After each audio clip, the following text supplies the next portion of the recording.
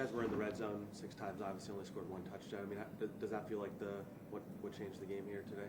Yeah, 100%. I mean, credit to them, they're a veteran group. They know the areas they get attacked and presented a different couple looks that we weren't scouting for, but such is life, such is football. So you got to figure out.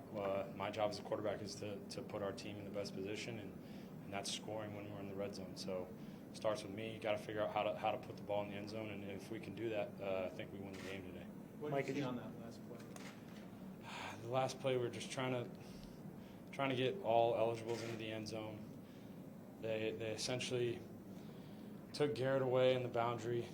Harrison Smith was waiting on the deep over to Elijah, and the safety just drove on Corey. You know, I thought at the time he was our best option. Felt the rush get on me, so I didn't want to finish with the ball in my hand. So just wanted to give our guy an opportunity and see what happened. Mike, what about the throw to Braxton on the previous years? Right. So it's actually a credit to Braxton. That's not the route that the play called for. It was a break in and then back out, but he kind of saw the opening, and that's kind of how he plays football. He sees things differently than others, and I was on the same page with him, and we couldn't connect.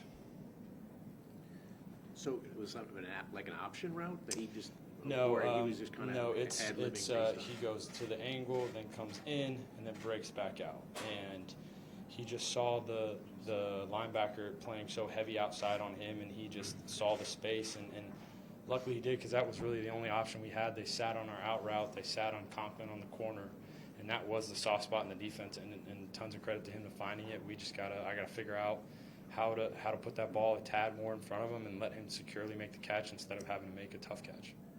Like, it seemed like you guys got off to a slow start. Right. What was going on then, and then what kind of was the difference when you guys started getting rhythm? I think, we went into the game wanting to play efficient football and staying ahead of the chains. They're very good at third and long and not so much at third and short, so we wanted to stay ahead of the chain, stay in third and manageable, and then play the game from there. And I think we got away from that with some penalties, with some mishaps and things of that nature. And I think they did a really good job of sitting inside of our in-breaking routes in the first half, and that's what happened on the pick. You know, they did a great job of driving on the slant. I tried to back hip Corey, popped up, pick, can't happen. And then we made some adjustments in the second half, hit some more outbreakers, and I think it kind of softened them up, and we were able to kind of get into the flow of our offense, and we just gotta start faster. Were you certain you got in on the touchdown? Were you fairly certain you got in on the touchdown run? I thought I was, but I didn't know if it was going to be a case of they couldn't see the ball, calling the field stands. You know, I tried to reach, knowing it was 4th and goal. It's got to have it or you don't. But whoever it was holding my arm, so I fought like hell, and guys helped push me, and kind of a team touchdown there.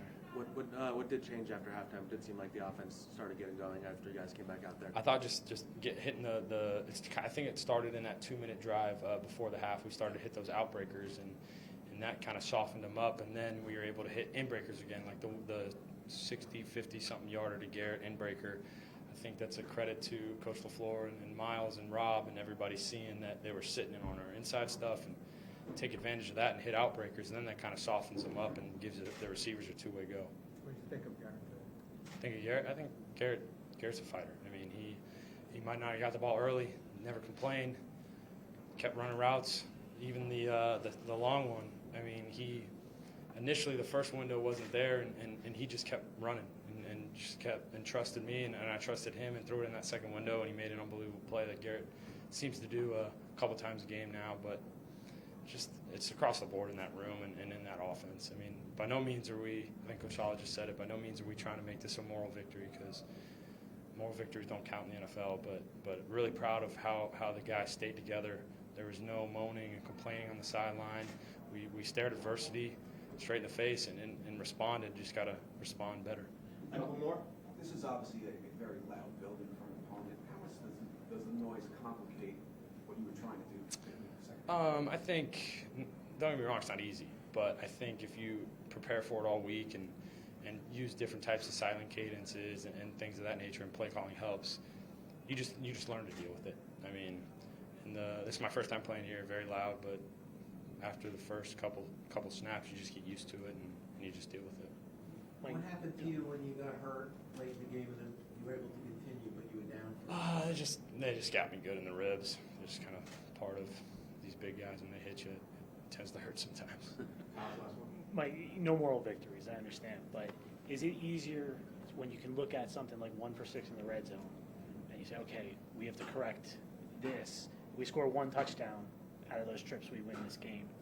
Is it easier to kind of walk away from a loss and know that you have to fix this one thing and things will be better? I think for the most part, when you lose a game, you do have a sense of what the reasoning was, and today was just glaring.